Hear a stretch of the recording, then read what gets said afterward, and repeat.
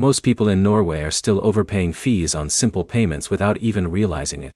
The biggest mistake you need to avoid is sticking to just one payment app without checking what actually saves you money in 2026. Because the truth is, not all digital wallets are equal anymore, especially when it comes to cross-border payments, cashback, and hidden conversion fees.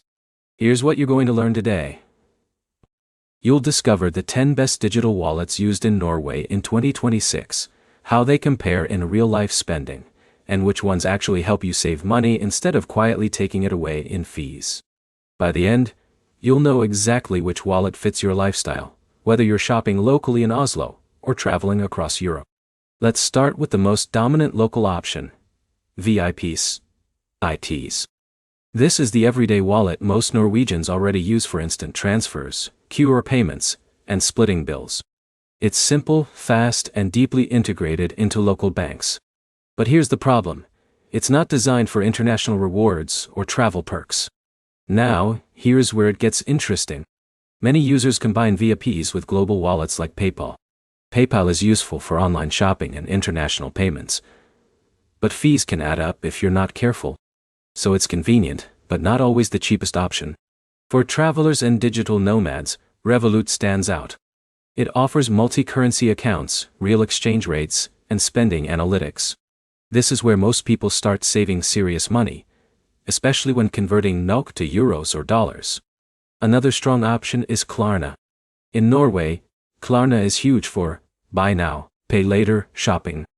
It's not just a wallet, it's a payment flexibility tool. But you need discipline, because overspending is easy here. Now let's talk about Apple users.